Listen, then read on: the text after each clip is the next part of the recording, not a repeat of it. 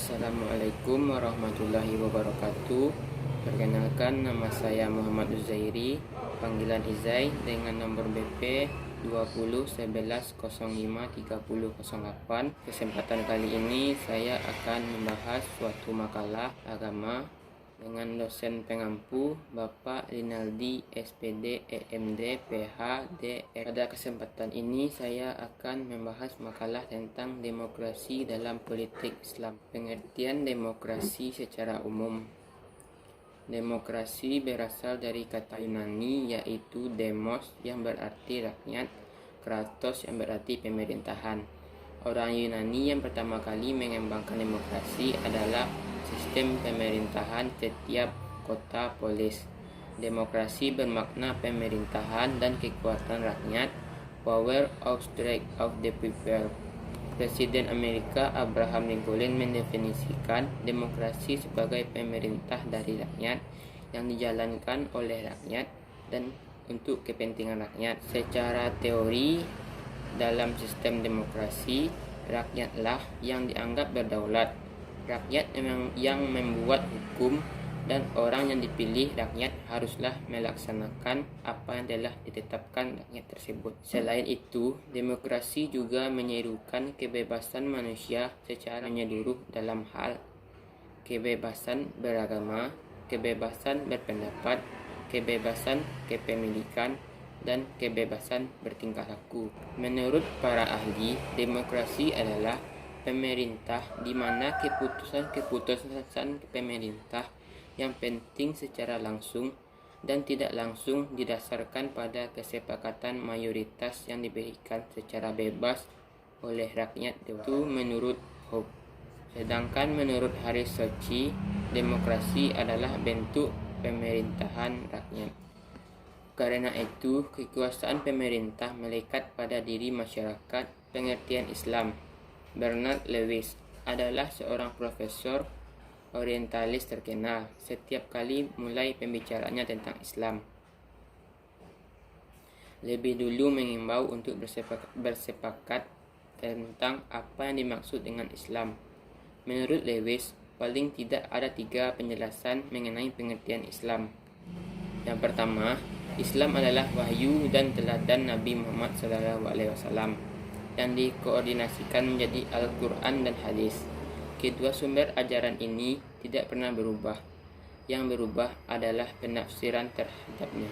2. Islam yang diceritakan dalam ilmu kalam, terutama ilmu tauhid, akidah, dan usuluddin, ilmu fikih, dan tasawuf. Yang ketiga, Islam historis, yaitu Islam yang diwujudkan dalam peradaban dan budaya yang dikembangkan oleh para penganutnya. Pengertian Islam sebagai pasrah kepada Allah Subhanahu wa Ta'ala menjadikan agama Islam.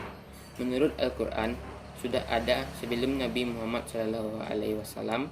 Ketika Nabi Adam diutus ke dunia, agama Islamlah yang dibawanya. Islam adalah agama yang diturunkan oleh Allah Subhanahu wa Ta'ala kepada seluruh umat manusia melalui perantara rasul pilihannya, yaitu Nabi Muhammad SAW. Demokrasi dalam politik Islam. Islam adalah agama satu-satunya yang benar dan sempurna dan tidak hanya mengurusi urusan ibadah semata, akan tetapi segala aspek kehidupan termasuk pemerintahan dan penetapan hukum Islam telah mengaturnya. Demokrasi dalam pemerintahan sendiri tidak pernah dikenal dan dicontohkan Nabi SAW kepada para sahabat dan pemerintahan, karena yang ditinggalkan Nabi adalah sistem pemerintahan khalifah yang memiliki rukun-rukun yang berbeda dengan demokrasi. Rukun-rukun demokrasi. 1. Sistem pemerintahan khalifah Islamiyah. Pemerintah Islam yang dibatasi oleh wilayah teritorial, sehingga kekhalifahan Islam meliputi berbagai bangsa, suku, dan bangsa. Kekhalifahan adalah kepemimpinan umum bagi seluruh penjuru dunia untuk menegakkan hukum-hukum syariat Islam dan memikul dakwah Islam ke seluruh dunia. Menegakkan khalifah adalah suatu kewajiban bagi seluruh kaum muslimin di seluruh penjuru dunia dan menjalankan kewajiban yang diwajibkan Allah bagi setiap kaum muslimin berdasarkan ijma sahabat. Wajib hukumnya mendirikan kekhalifahan. Setelah Rasulullah SAW wafat, mereka sepakat untuk mendirikan kekhalifahan yang akhirnya dipilih Abu Bakar. Kemudian dilanjutkan dengan Umar bin Khattab, selanjutnya Utsman bin Affan dan Ali bin Abi Thalib yang dikenal sebagai Khulafa ar-Rasyidin. Rukun-rukun pemerintahan Islam.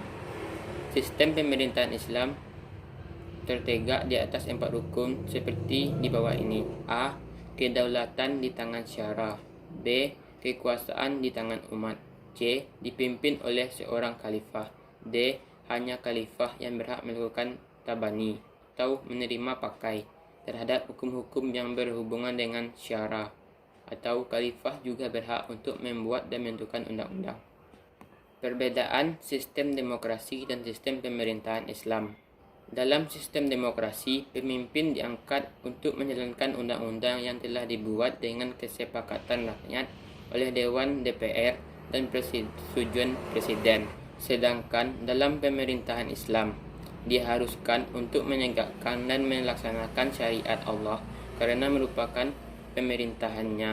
Allah berfirman yang artinya, dan hendaklah kamu memutuskan perkara di antara mereka menurut apa yang telah diturunkan Allah, dan janganlah kamu mengikuti hawa nafsu mereka, dan berhati-hatilah kamu terhadap mereka, supaya mereka tidak memalingkan kamu dari sebagian apa yang telah diturunkan Allah kepadamu. Dan jika berpaling dari hukum yang telah ditentukan Allah, maka ketahuilah bahwa sesungguhnya Allah menghendaki dan menimpakan musibah kepada mereka disebabkan sebagian dosa-dosa mereka, dan sesungguhnya kebanyakan manusia adalah orang-orang yang fasik. Surat Al-Maidah ayat 49. Dalam sistem pemerintahan demokrasi, seorang presiden tidak harus beragama Islam karena dia diangkat tidak dalam rangka penerapan hukum Allah. Sementara dalam pemerintahan Islam haruslah beragama Islam karena dia diangkat untuk patuh serta menegakkan syariat Islam.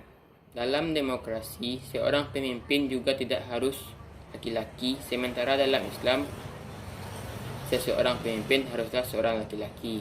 Tidak diperbolehkan kepada negara dipegang oleh seorang perempuan.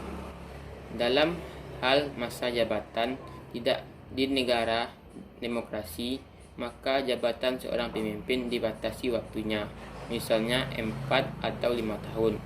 Sementara dalam sistem pemerintahan Islam, seorang pemimpin tidak dibatasi masa jabatannya berdasarkan waktu tertentu. Setelah 7 syarat seorang khalifah terpenuhi, yaitu muslim, laki-laki, berakal, balik, merdeka, adil dan mampu menjaga serta menerapkan hukum-hukum syariat, serta mampu untuk melaksanakan berbagai macam urusan negara dan bertanggung jawab terhadap kekhalifahan, maka ia tetap sah menjadi pemimpin khalifah. Kesimpulannya, Islam adalah agama satu-satunya yang benar dan sempurna, yang tidak hanya mengurusi urusan ibadah saja, akan tetapi segala aspek kehidupan termasuk pemerintahan dan penetapan hukum Islam telah mengaturnya. Para sahabat telah melakukan dengan adanya kekhalifahan yang menjadi bukti bahwa Islam adalah agama yang mengatur segala aspek dalam kehidupan. Demokrasi dalam pemerintahan sendiri tidak pernah dikenal dan dicontohkan Nabi Muhammad SAW kepada para sahabat dalam pemerintahan, karena yang ditinggalkan Nabi adalah sistem pemerintahan khalifah yang memiliki rukun-rukun yang berbeda dengan demokrasi. Sekian dari saya. Kalau ada kata-kata yang salah, mohon dimaafkan. Wabillahi taufik wal hidayah. Wassalamualaikum warahmatullahi wabarakatuh.